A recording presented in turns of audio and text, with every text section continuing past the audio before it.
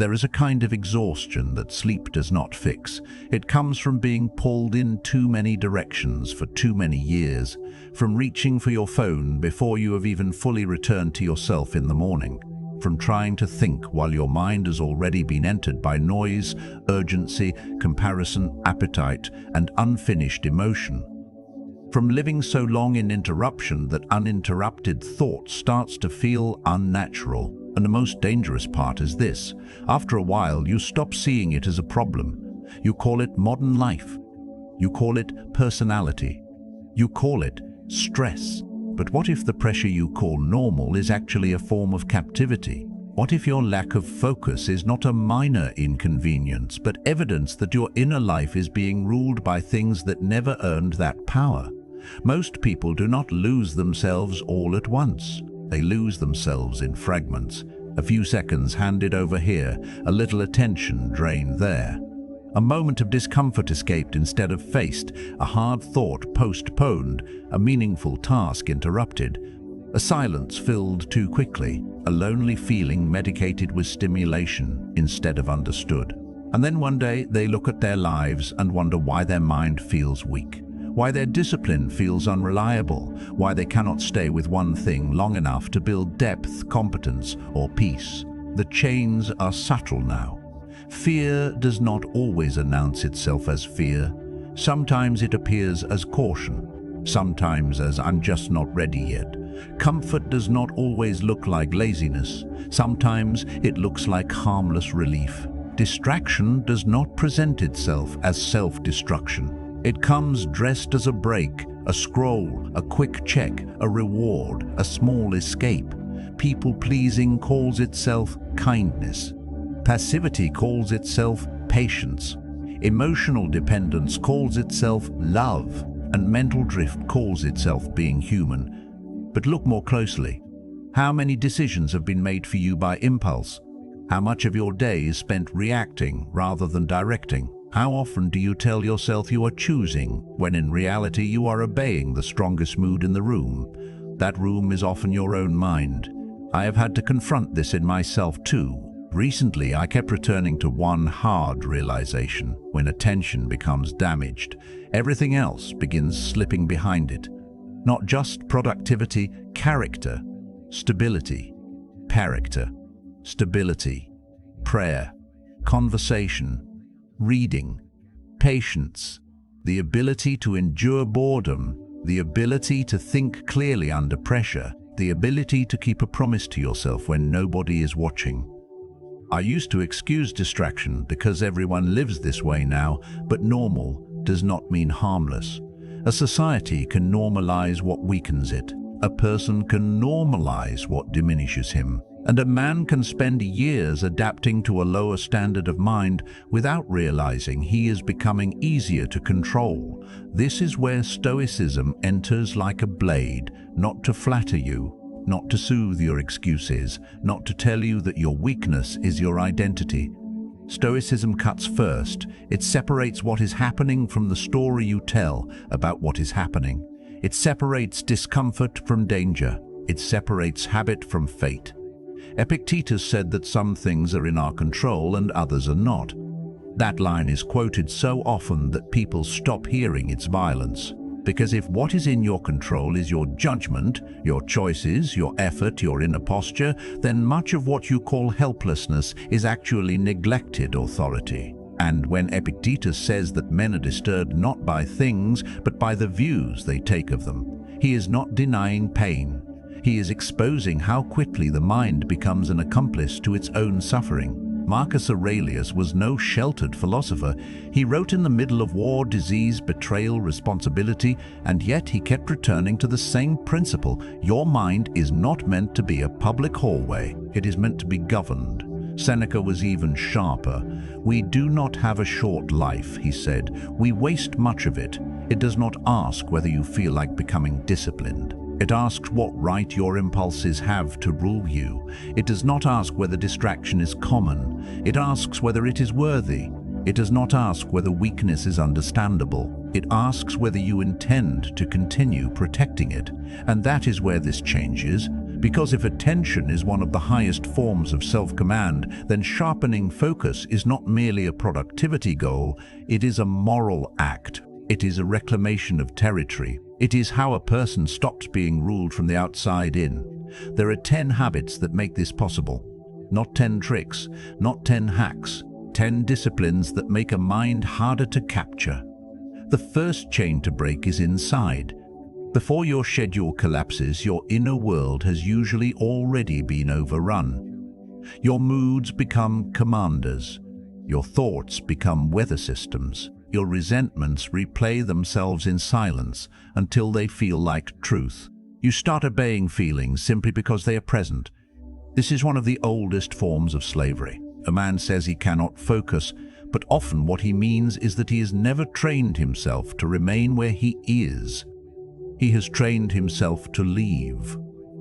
At the first sign of friction, his mind exits the room. At the first sign of boredom, it seeks sugar. At the first sign of uncertainty, it hunts stimulation. At the first sign of discomfort, it starts negotiating. So, the first habit is this: reclaim the morning before the world enters you. Do not begin the day by receiving commands from a screen. Do not let notifications, spectacle, outrage, and comparison become the first authors of your consciousness. There is a reason the mind feels weak by noon when it was unguarded at dawn. The Stoic morning begins with possession. Before the world gets a vote, you return to yourself. A few minutes of silence, a few lines of writing, a deliberate statement of what matters today, a moment to remind yourself that your attention is not common property. If you lose the first gate, the rest of the day is already compromised. The second habit is more severe. Name the impression before you obey it. This is pure Stoicism. An impression arrives, check the phone, postpone the work, answer the insult, indulge the fantasy, abandon the task. Most people fuse with the impulse instantly. The Stoic inserts a space. What is this exactly? Is this a command, or merely a sensation? Is this truth or agitation? Is this my judgment, or just mental weather passing through? That pause changes everything. The mind that can observe its own movement is no longer fully trapped inside it. You do not need to obey every internal event. A thought is not an order. An urge is not a law. An urge is not a law. An emotion is not a verdict. The third habit follows naturally. Practice returning to one thing at a time. Focus is not intensity first. It is return.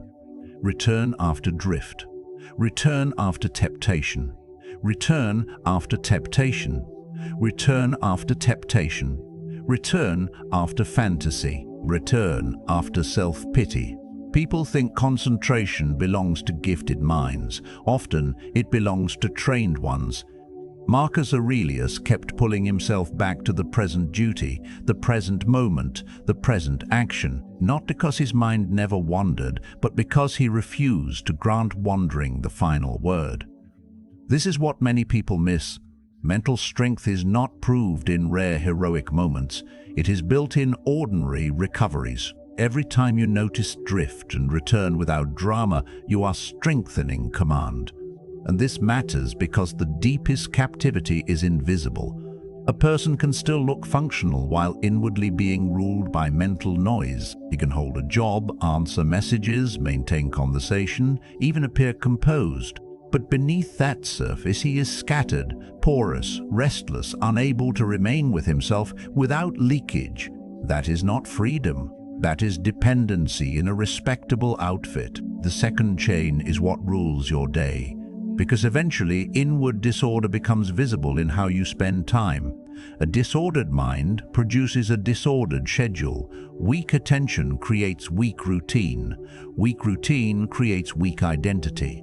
Then a man begins to live in fragments and wonders why his confidence feels thin. You rarely destroy your life in one decision. More often you erode it through repetition without standards. So the fourth habit is this: train with small doses of voluntary discomfort.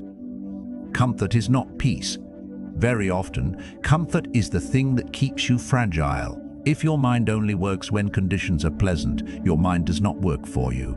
It works for conditions. Stoics trained themselves not because hardship was glamorous, but because softness makes a person negotiable. Cold showers are not magic. Waking up when you said you would is not dramatic. Finishing the hard page before checking for relief is not impressive. But each of these teaches the same lesson. I do not need to feel like it in order to move. Discomfort loses much of its tyranny the moment you stop treating it like an emergency. The fifth habit is one of the most practical. Decide your day in writing before the day decides you. If you do not define the essential work, distraction will define it for you. The urgent will devour the important. The noisy will outranks the meaningful, and by evening you will be exhausted without being satisfied. A Stoic day needs shape, not a prison of optimization, a structure of seriousness. What are the few duties that must be done, whether or not your mood cooperates? What deserves your clearest hours? What would make this day honorable, not just busy? Write it down. This is not a productivity trick. It is a refusal to let appetite improvise your life. The sixth habit is harder in modern life than many people admit. Reduce unnecessary input with ruthless honesty. This changed a great deal for me. I began to see that mental strength was being drained not only by major stress, but by casual intake. Too much commentary, too much content, too much checking. Too much exposure to things that demanded a reaction while giving nothing of value in return. Once I became stricter about what deserved my attention, my mind became clearer and stronger. Not everything available to your senses deserves entrance. The Stoics understood diet in a broader sense than food. Your mind becomes shaped by what it repeatedly consumes. If you feed it novelty all day, do not be surprised when it resists depth. If you feed it outrage, do not be surprised when it becomes agitated. If you feed it comparison, do not be surprised when it cannot rest. Guarding input is guarding identity. The seventh habit is this: finish more than you start. Modern distraction creates a culture of perpetual initiation. New tabs, new plans, new videos, new ambitions, new systems, new selves. But scattered beginnings do not build trust. Completion does. When a person repeatedly leaves tasks half done, he teaches himself a dangerous lesson. My energy cannot be relied upon to carry me through resistance. That lesson reaches beyond work. It enters relationships, promises, health, faith, and self-respect. To sharpen focus, choose a task and remain long enough to cross the point where novelty dies and substance begins. That is where most people flee. That is also where power begins. Seneca warned against a restless mind that loves bustle. Our age confuses movement with progress. But being busy is not the same as being directed. A man can spend the entire day in motion and still be governed by avoidance. The third chain is what rules you through other people. This one is more humiliating because it can hide behind social normality. A person can look composed while his emotional center is outsourced. He needs replies to feel secure, praise to feel real, attention to feel valuable, agreement to feel calm, reciprocation to feel stable. This is why so many minds cannot focus. They are overcrowded by imagined audiences, fear of judgment, comparison, resentment, the need to be seen correctly, the need to win in someone else's eyes, the need to control how others interpret your silence, your work, your body, your worth. You say you are trying to concentrate, but half your energy is being burned in invisible performances. So the eighth habit is this: practice indifference to praise and blame, not numbness, not arrogance. Freedom. The Stoic does not become careless about conduct. He becomes less available for emotional purchase. He stops giving strangers, rivals, former lovers, social feeds, and passing opinion the authority to define his internal climate.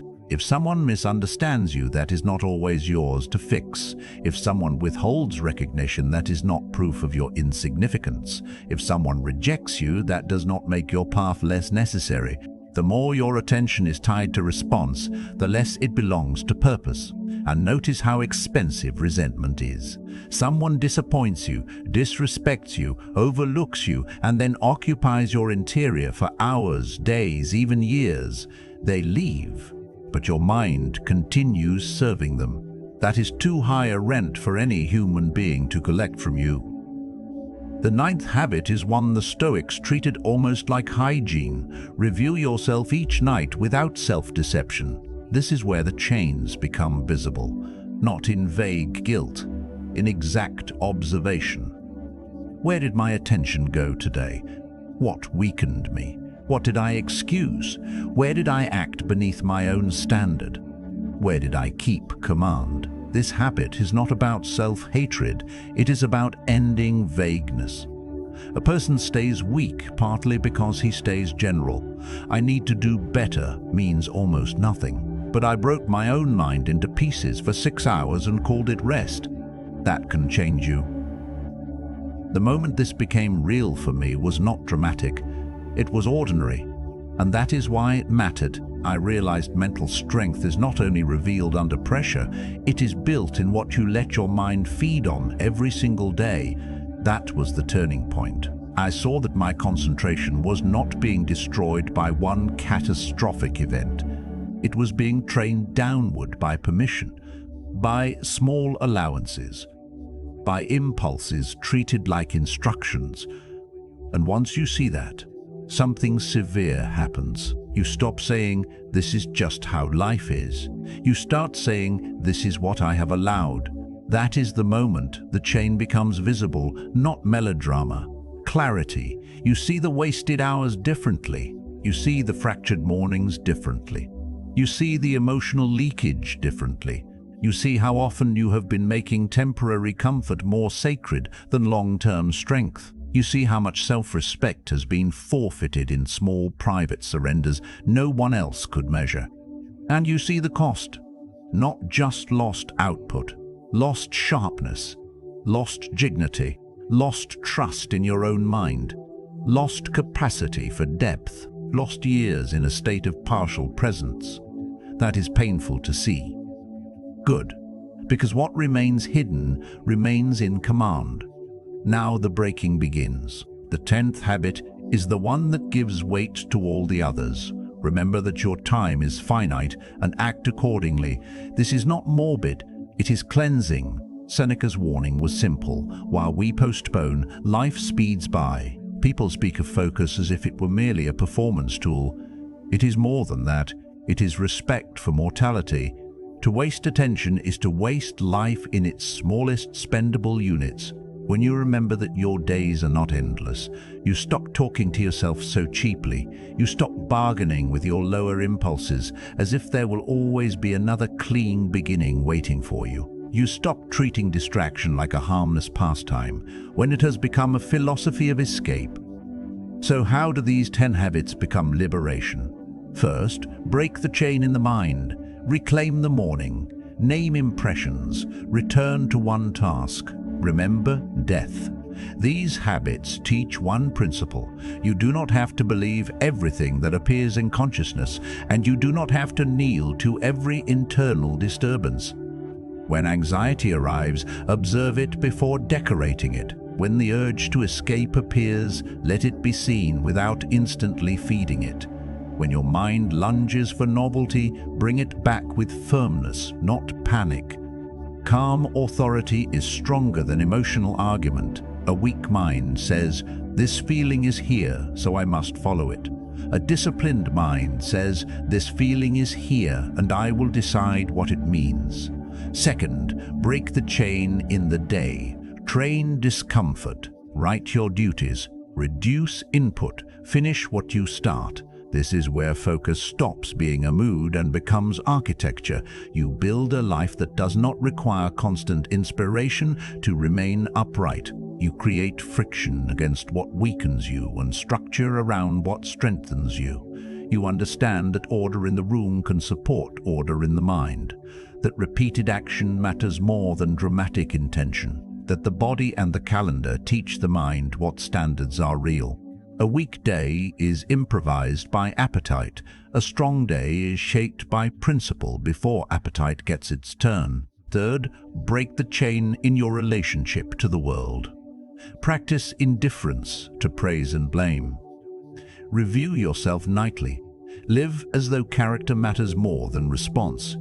You will be ignored sometimes, misunderstood sometimes, rejected sometimes, pressured, insulted, overlooked, envied, doubted. The Stoic answer is not withdrawal from life. It is refusal to hand your center over to life's fluctuations. You do not need everyone to understand your discipline. You do not need instant emotional returns on every good act. You do not need the room to approve before you respect yourself. The world becomes less oppressive when it no longer has the right to define you every hour. And out of that discipline, a different kind of person emerges. A person who cannot be easily ruled, not because nothing touches him, but because not everything enters. Not because he has no emotions, but because emotion no longer holds office over judgment. Not because he never feels temptation, but because temptation is no longer confused with authority. He moves differently now. He does not start the day in surrender. He does not treat every urge as wisdom. He does not confuse stimulation with aliveness. He does not mistake public attention for self-worth. He does not keep reopening doors that lead to the same inner poverty. Pressure still visits him. Uncertainty still visits him. Silence still visits him. Conflict still visits him. But they do not find an unguarded house. There is a kind of peace that only disciplined people understand. Not the peace of sedation, not the peace of escaping difficulty. The peace of being less divided against yourself. The peace of knowing your mind can be trusted to remain with what matters. The peace of no longer living as easy prey for impulse, trend, or opinion. That peace is earned, and the final chain to break is this: the habit of returning to what weakens you simply because it is familiar. This is the last betrayal. A person can hear truth, agree with truth, even admire truth, and then walk back into the same mental arrangement that has been draining his life for years. He can turn insight into entertainment. He can turn philosophy into atmosphere. He can nod at self-command while continuing to protect the very habits that make self-command impossible. Do not do that. Do not protect the thing that is imprisoning you. If your attention has been fractured, rebuild it. If your mornings have been stolen, reclaim them. If your impulses have been issuing commands, revoke their rank. If your day has become shapeless, impose form. If other people have been living rent-free in your mind, evict them. If you have been wasting life in fragments, stop calling it normal. Marcus Aurelius said, "Waste no more time arguing what a good man should be. Be one." That applies here. Waste no more time admiring focus. Practice it. Waste no more time discussing discipline. Live it. Waste no more time naming your chains with softer words. Break them. If this resonated, like the video. In the comments, tell me the line or insight that hit you hardest. And subscribe for grounded Stoic philosophy and self-mastery content. But above all, remember this: your mind is either being governed or it is being occupied. And from this day forward, let it be governed by you. Become the master of your mind. Rebuild, refocus, rise,